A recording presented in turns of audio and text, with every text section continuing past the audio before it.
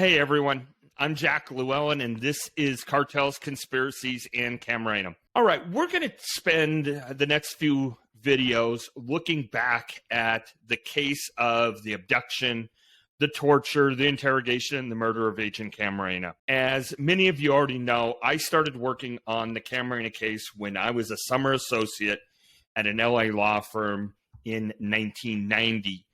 And I've worked on the case or investigated the case since that time. In addition, I've compiled a large set of documents that's on my website. I wrote a book about the case. I have a podcast where we've talked extensively about the case.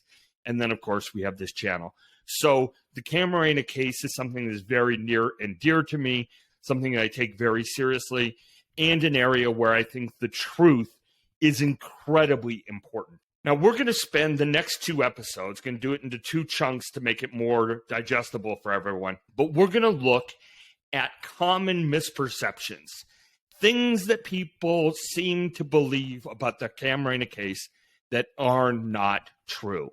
In my mind, there are three places that perceptions about the Camarena case often come from. The first goes way back to an NBC miniseries in 1990 called Drug Wars, the Camarena story. It's Michael Mann production based on Elaine Shannon's book Desperados, which is the Bible. Everybody reads that, right? But that book, that miniseries, kind of stop at the aftermath of the Camarena case and don't necessarily go a whole lot forward. Having said that, the Camarena story on NBC, this miniseries, very well done, high production values. A lot of what's in there is factually correct. Some of it, there is artistic license, right? Doesn't purport to be a documentary. Again, very well done. Stephen Bauer plays Kiki Camarena. Benicio del Toro, a very young Benicio del Toro, plays Rafael Caraquintero, and in my mind, does a brilliant job. I love the way he does it compared to some others that you might have seen in other productions. I want to bring out one important point. There was a character in Drug Wars by the name of Ray Carson. He's played by Treat Williams, and he's a composite character. That character, Ray Carson, was not, I repeat, was not based on Hector Boreas. Period. End of sentence. Was not. I don't care what you read on IMDb or any place else. We'll talk about Hector Boreas in just a minute. Hector Boreas, former DEA agent, former supervisor of Operation Leyenda. Ray Carson was not based on Hector Boreas. Okay. Number two, we have Narcos Mexico.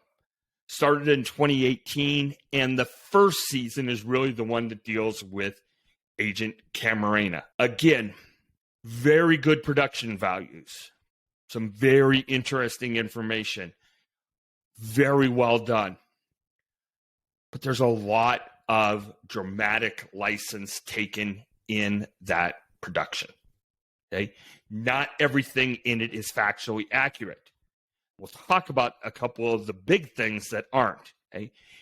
Again, at no point does Narcos Mexico say everything in here is the truth. Everything in here is based on the truth. None of that. So I give them a lot of rope, right?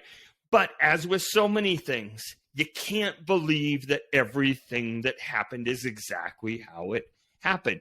My daughter and I watched Apollo 13 the other night, and there were so many places like, is this exactly how it happened? And I'm like, I don't know. You know, there are certain things that are generally true, but you can't believe absolutely everything or every word out of a character's mouth. The third place we want to talk about is different, very different than the other two. The Last Narc came out on Amazon Prime, was produced by Amazon Studios, and it was in 2020. Late summer 2020 when it came out. It's a 4-part series that purports to be a documentary based on Hector Boreas, 3 of his witnesses, and then a few others. Because it's a documentary, or it purports to be a documentary, it has to be held to a different standard. I'm on record with a lot of people, including Agent Boreas himself, saying not everything stated as a fact in The Last Narc is true, in my opinion. And we're going to talk about some of that today. Again, we're going to do it in a couple of segments to make it a little bit easier. Today, we're going to break down 3 areas that I think are important to talk about these common misperceptions. The first is Rancho Buffalo. If you remember, Rancho Buffalo was this huge marijuana plantation that was raided by the Mexican military with the help of the DEA in early November 1984.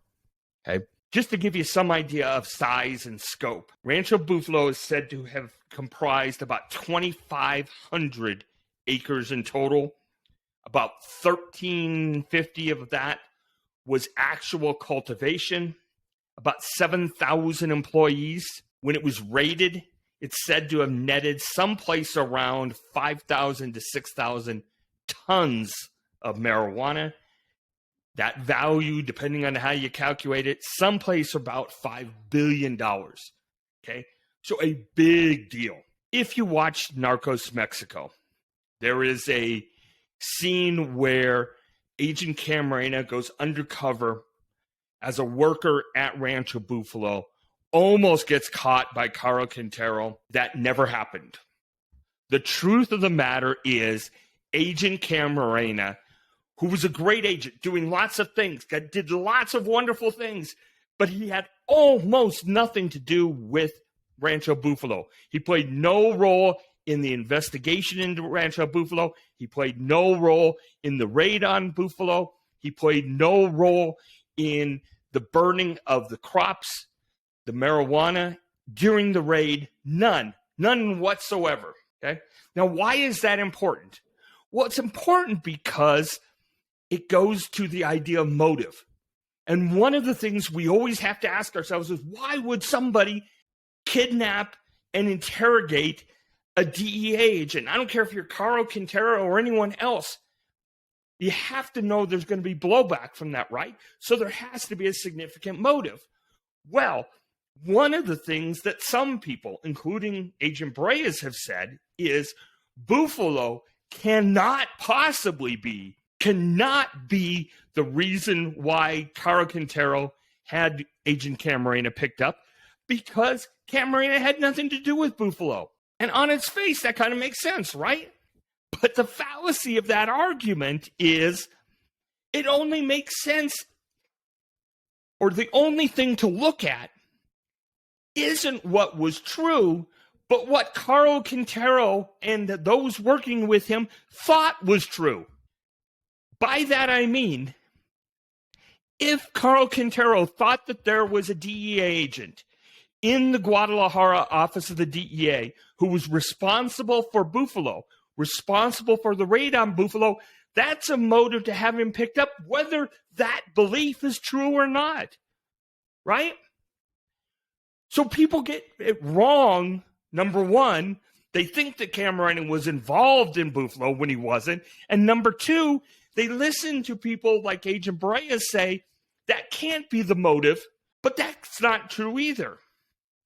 So you got 2 sets of complete falsehoods. All right, that's number 1, Buffalo. Number 2, Caro Quintero and the Guadalajara cartel. Now, we've talked in various episodes about that idea of the Guadalajara narcotics cartel, and it did not exist at the time. Those words were never used until after the fact. They were a media creation. The DEA, prior to Agent Camarena being picked up, referred to drug traffickers in the area as La Familia because they were all kind of related in one way, shape, or form. On my podcast, Jaime Kirkendall, who was the resident agent in charge in the DEA office in Guadalajara, he said that once they realized Camarena was missing, drug traffickers were immediately amongst the suspects, but they didn't really know who, right? So it wasn't that you had, these three heads of the Guadalajara cartel. Remember, we talked about them. You've got Ernesto Fonseca, kind of the older gentleman, the wizened old guy who knows the business well. You have Felix Gallardo, who was the politician who kept everybody else in line. You have Rafa Caro Quintero, who was the one who was cultivating the marijuana out in the fields. He was kind of more of the flamboyant and certainly the youngest of the three. So you have them, but they weren't well known.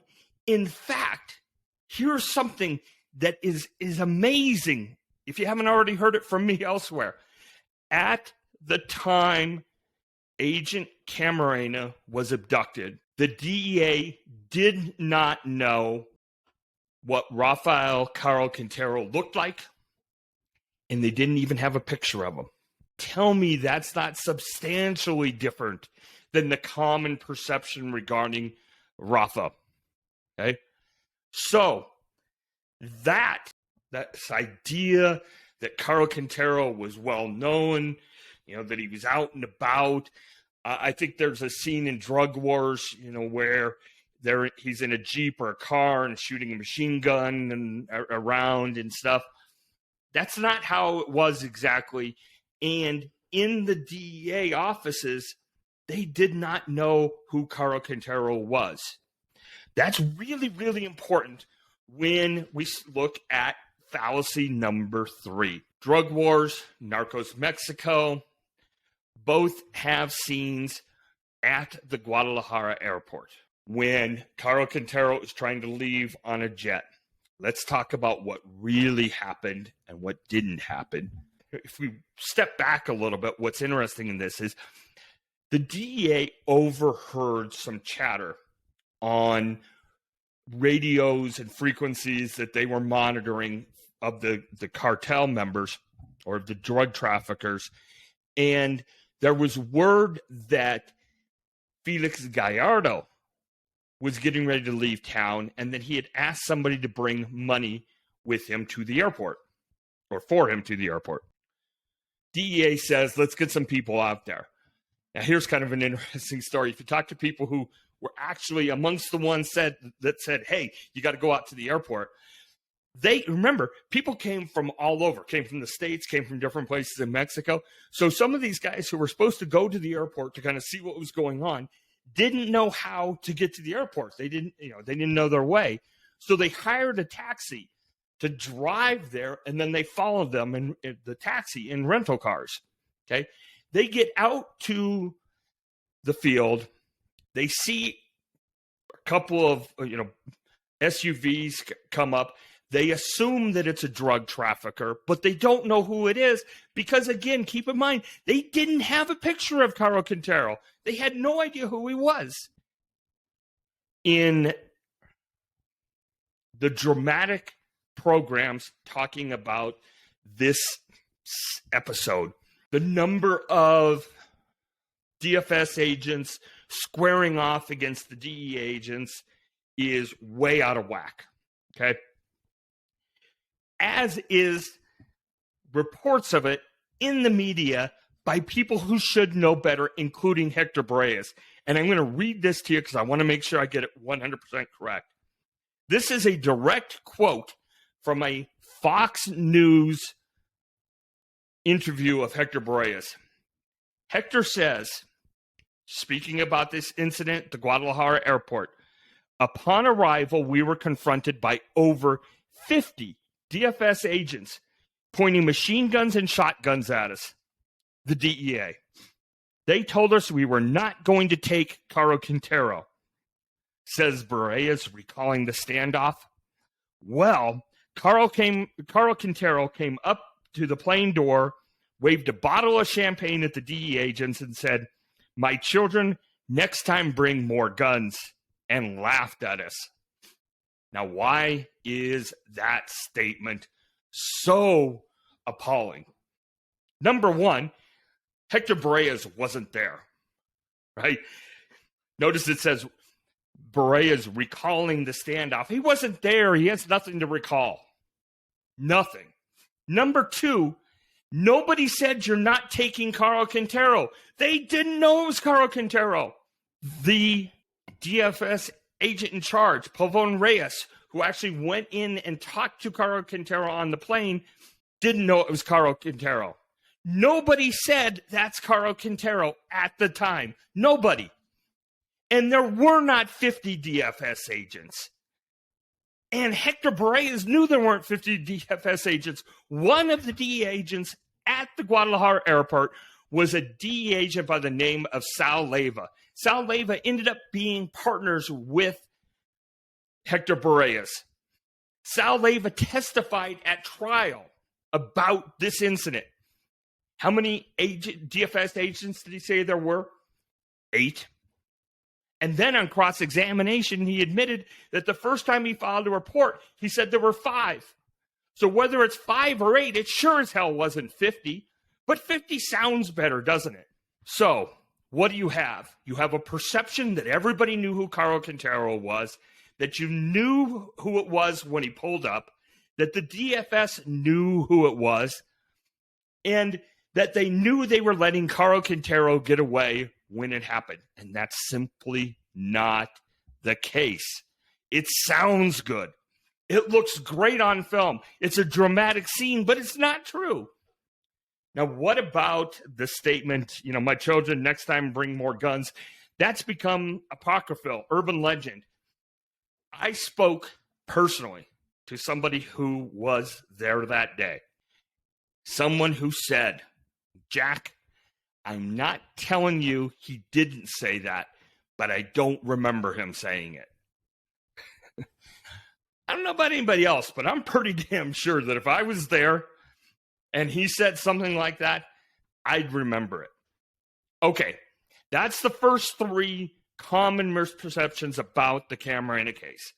Next episode, we're going to talk about a few more. And then we're going to lay the groundwork for talking about a couple of other things. In particular, we're going to talk about unanswered questions that still remain in the case. Agent Camarena was picked up and killed in February of 1985. We're now February of 2023, and there still are some very basic, very fundamental issues and questions that are not resolved. We're going to talk about those.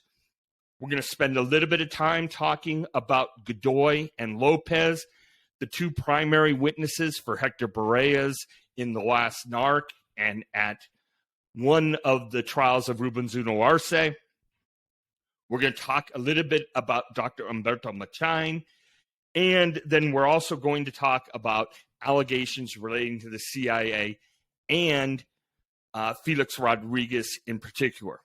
But next episode, the last 3 common misperceptions relating to the Camarena case. So if you want to get that, if you want to get the updates, subscribe to the channel. If you think you're getting value from this, if you're enjoying some or all of it, hit a like, subscribe. You'll get news updates and you'll get this. And again, if you are interested in more details, a lot of that's on my podcast. So until next time, this is Cartels, Conspiracies, and Camarena. Have a great day.